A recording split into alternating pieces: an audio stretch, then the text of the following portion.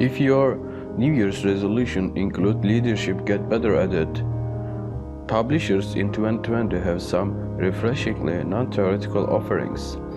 One about word choice and one that's a kind of lead-as-you-go field manual. Big names tackle big subjects. See Michael Porter on politics and Sylvia and Howlett on Me Too. And in a couple of juicy insider accounts, scrappy entrepreneurs take down enemies, square-bit Amazon, or are taken down by friends. In Instagram's founder exit Facebook, stage left. First one is Me Too. In the corporate world, power, privilege, and the path forward by Sylvia and Howlett. For decades, Howlett, an economist, has illuminated the practices and power structures obstructing women in the workplace. In Me Too, in the corporate world, she tackles the limitations and unintended consequences of the Me Too movement, including male skittishness about mentoring or sponsoring junior women. That over-cautiousness in turn narrows the pipeline to the C-suite, where we need diversity to end this crap once and for all. Sizing people up.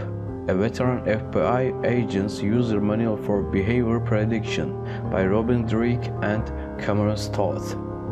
The same tactics used to detect spies and criminals can be applied to the business world. Whom should I trust? Is this guy going to deliver? What did that comment in the meeting really mean? Is she seriously going to buy, or is she stringing me along? Hiring and sales should benefit. Sizing people up.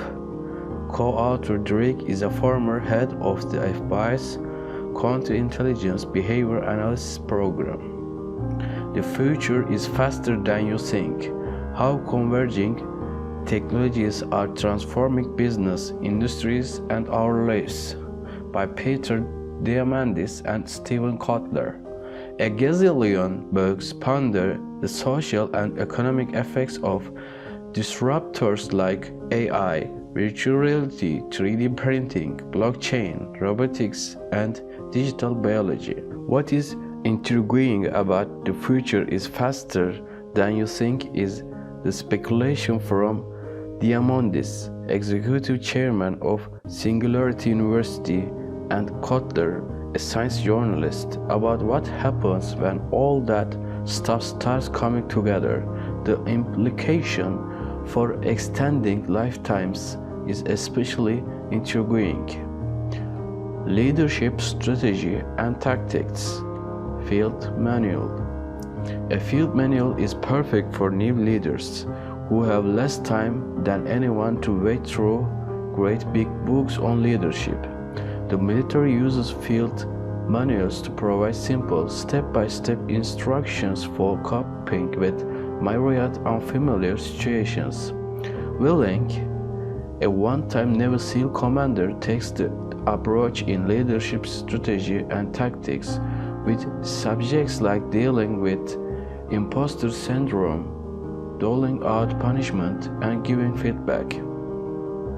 Competing in the age of AI, strategy and leadership when algorithms and networks run the world, by Marco Ianciti and Karim Lakhani.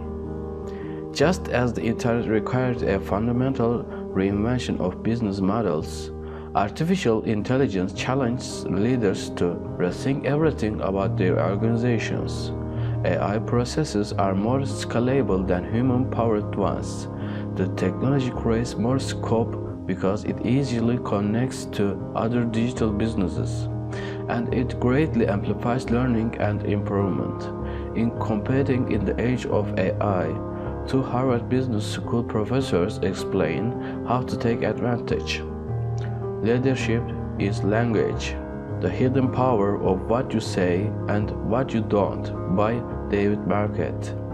Language is arguably the biggest leadership subject of all.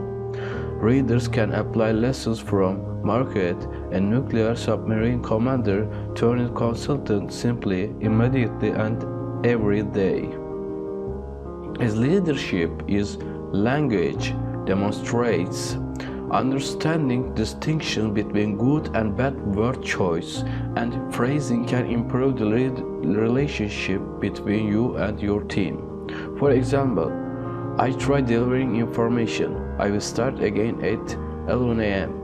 Instead of instruction, be back by 11 a.m. See, simple. Experimentation Works, The Surprising Power of Business Experiments by Stephen Tomke. 30 years ago, Peter Senge encouraged companies to become learning organizations.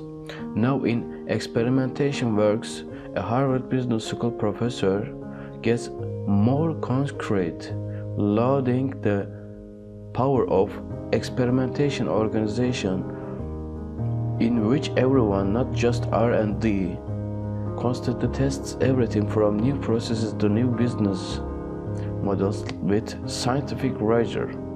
Tomke lays out best practices for creating a strong hypothesis, setting up control groups, and interpreting results. You can tell a true positive or negative from a false one. Do you ever compare current practices to themselves? If not, you may be blowing it.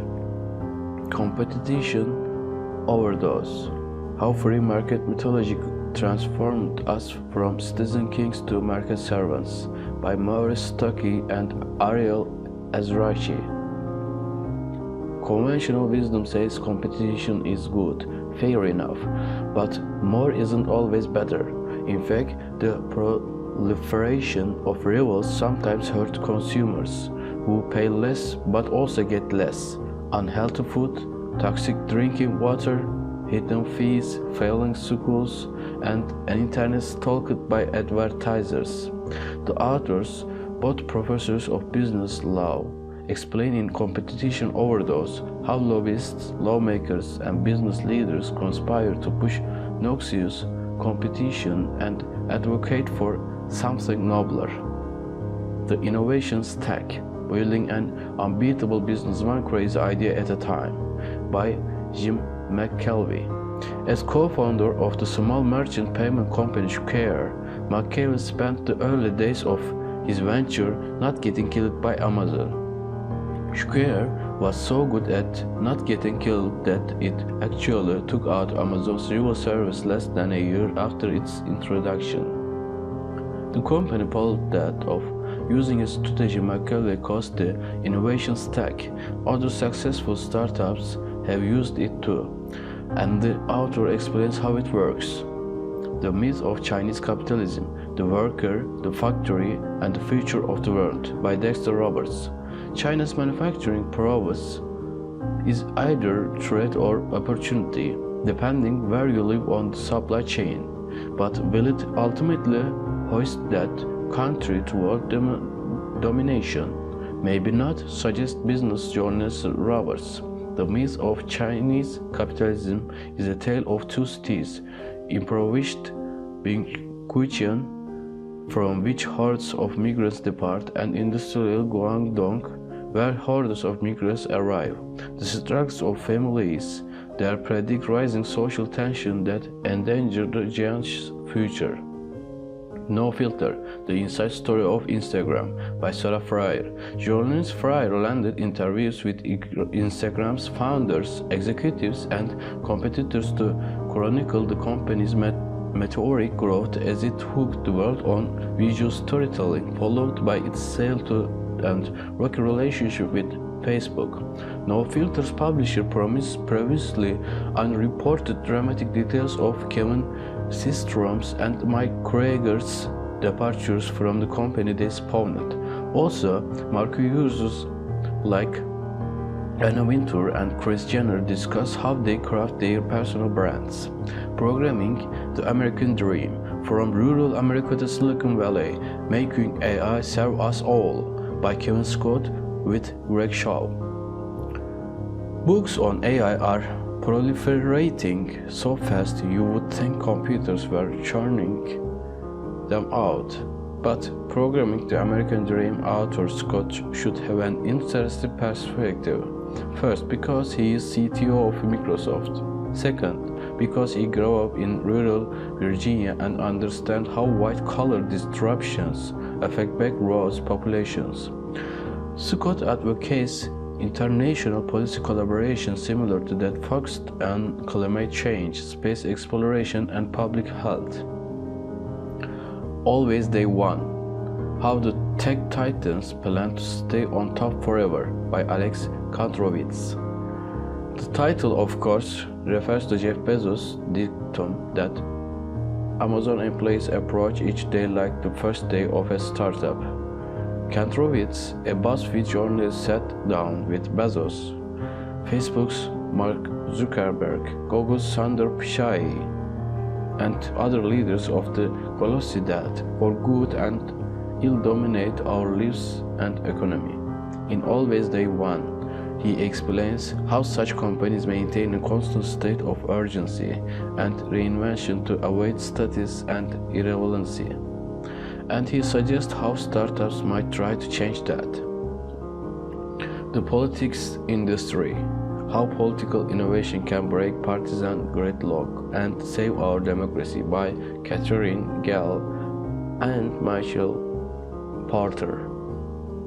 Remember when it was fashionable to argue that government should be run like a business? Even if government isn't a company, politics is an industry, and a singularly destructive one with its own skewed forms of competition.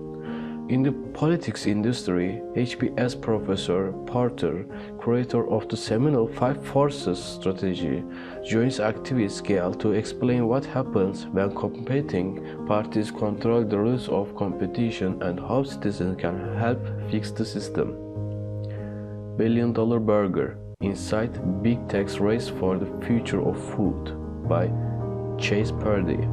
As meatless meat colonizes even the shores of fast food, Purdy, a writer for Quartz, reports on the potentially plant-changing disruption that may stave off hunger, endangering farm economies, and make some folks very rich. $1 Billion Burger Center is Josh Tetrick, CEO of a Silicon Valley company developing meat from cell cultures.